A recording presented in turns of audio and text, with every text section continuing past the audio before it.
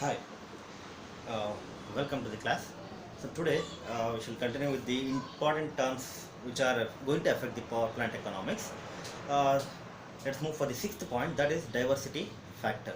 So diversity factor is nothing but it is a ratio. Okay, it's a ratio. It is a ratio of sum of individual maximum demands to the maximum demand of the power plant.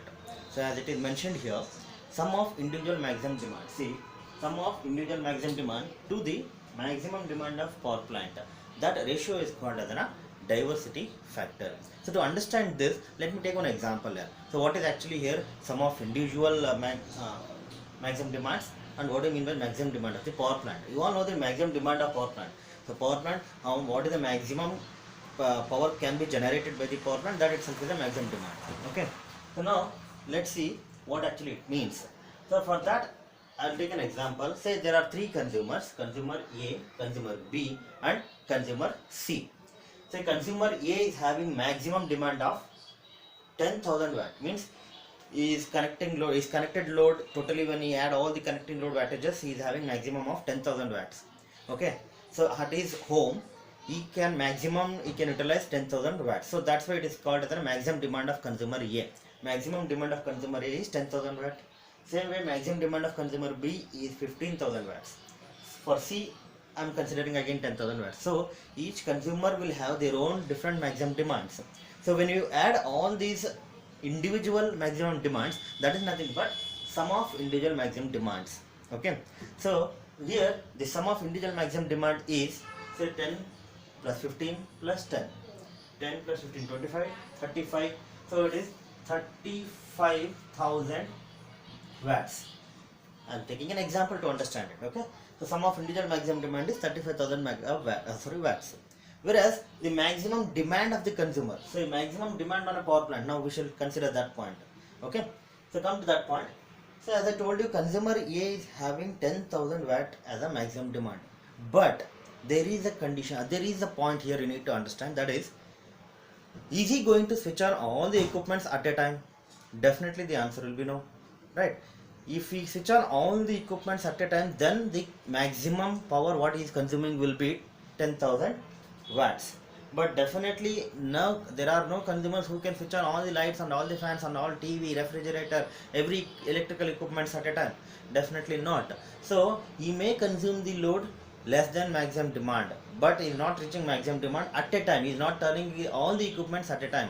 So he may be consuming 5,000 watts. He may be consuming 5,000 watts. Same way, consumer B. Consumer B is having 15,000 watts. So let us assume that okay, he is having 15,000 watts. Okay, let's erase this. Okay, so consumer A, consumer B, consumer C, all these three consumers may not utilize their maximum demand at the same time.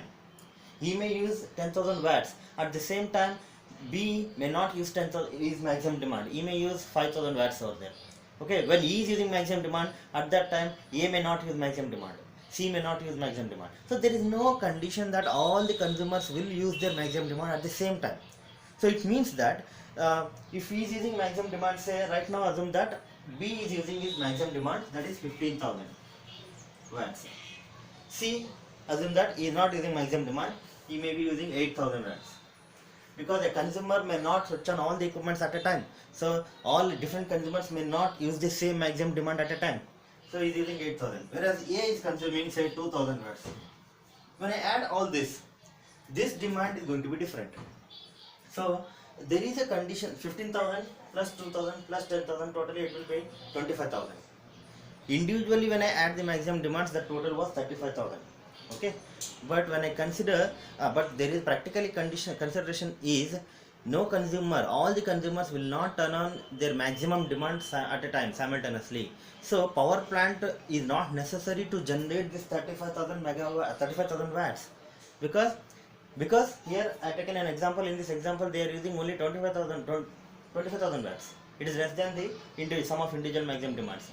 So here you need to understand the maximum demand on power plant will be less than the sum of individual maximum demand. Because why it is less? Because the practical thing is each consumer will not turn on his maximum load at a time. Okay, he may use maximum load but at a different time. After 1 hour, he may go for 10,000 watts, he may come for 5,000 watts. So there will be variation. So the maximum demand what I have here, that will be lesser than the sum of individual maximum demands. So here diversity factor will be always, it will be always greater than 1. It will be always greater than 1 because sum of individual maximum demand is going to be high. Okay, that's the important term about the maximum demand. Okay, and when if diversity factor is more, if greater, then the cost of generation is going to be reduced. That's the important point you need to understand. If I increase the diversity factor, if diversity factor is increased, cost of generation get reduced. So that is an advantage. If I increase it, cost of generation get reduced. The cost which is invested to generate the energy is going to get reduced, right? So that is an advantage. So try to keep always the diversity factor greater. Okay, so this is about the diversity factor. Now let's move for the next parameter, next important term, that is the 7th one. Okay, so that is power capacity factor or power plant capacity factor. In simple words, you can write it as plant capacity factor. PCF, plant capacity factor.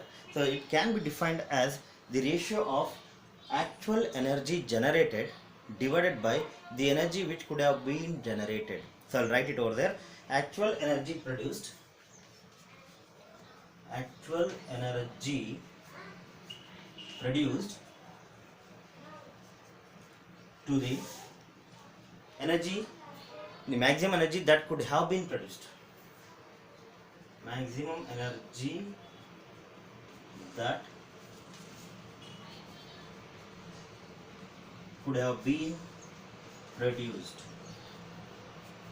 So it means plant capacity factor is nothing but it is the ratio of actual energy generated divided or to maximum energy that could have been generated. So to understand this, I will tell you one thing. Actual energy generated means practically how much of energy is generated per day or per month or per annum. It can be taken annual, or it can be considered for a month, or it can be considered for 1 day.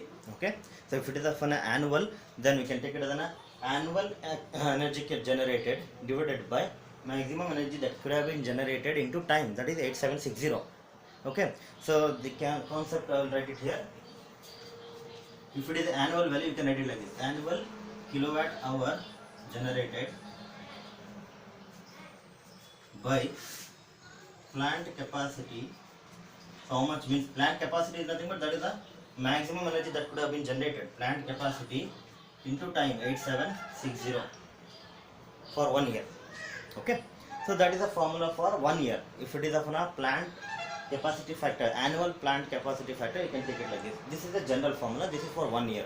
Okay, so in 1 year how much of energy has been generated and what is the capacity of that. Capacity means how much it can be generated. Okay, plant capacity into time, right? So here these two are going to be different. These two are not going to be same. Means plant capacity. Now let's understand what is plant capacity and what is annual energy generated. See, plant capacity may be of say 20 megawatt.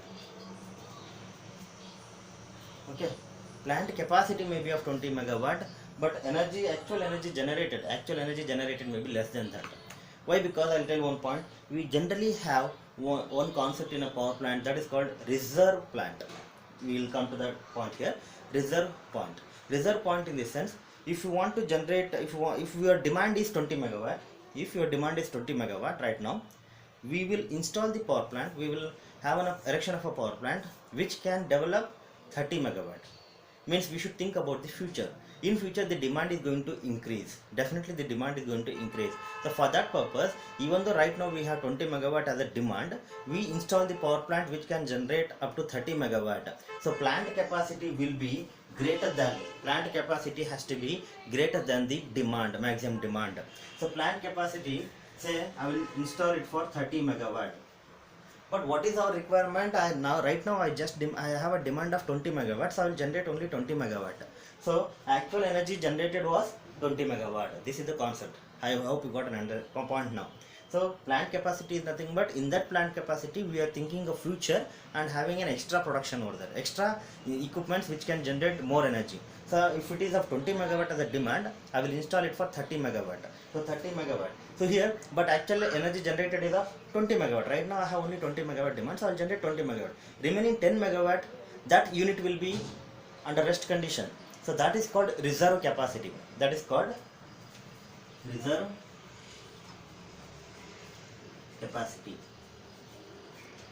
So in other words, we can say if you want to generate 20 megawatt, I will have 10 megawatt as one unit. One unit will generate 10 megawatt. So similar kind I will use three numbers. So totally 3 into 10, 30 megawatt. But I will activate only 2 because right now the demand is 20 megawatt. So 2 units will be operating and another unit will be in the reserve condition. If demand increases, then we operate that third unit. Okay, so that is called reserve capacity. So reserve capacity comes into picture here. So that is why always maximum energy that could have been generated will be 30 megawatt in this example. But actually what I am generating is 20 megawatt because of the demand. Okay, so this is again we can say that it is going to be less than 1. Plant capacity factor maximum it can be 1. Maximum it can be 1. So here let us see what is reserve capacity now. You should have some relation over there. So reserve capacity is nothing but I can give the relation like this. So here only take this example. 30 megawatt is the capacity of a plant, but maximum demand is 20. The difference is reserve capacity. So reserve capacity can be given as plant capacity minus maximum demand. This is the formula. And we have another formula here for reserve capacity, that is reserve capacity can also be given as load factor minus plant capacity factor. So these are the two formulas you need to remember for reserve capacity. In simple words, maximum demand we have and plant capacity will be always greater than the maximum demand because of the future plan. So plant capacity minus maximum demand will give the reserve capacity. If not, reserve capacity can also be obtained as load factor minus plant capacity factor. It's not plant capacity, it's plant capacity factor, that is this formula. Okay, so this is about the plant capacity factor. Now let's move on for the another term, that is the last one, 8th one, plant use factor or plant usage factor.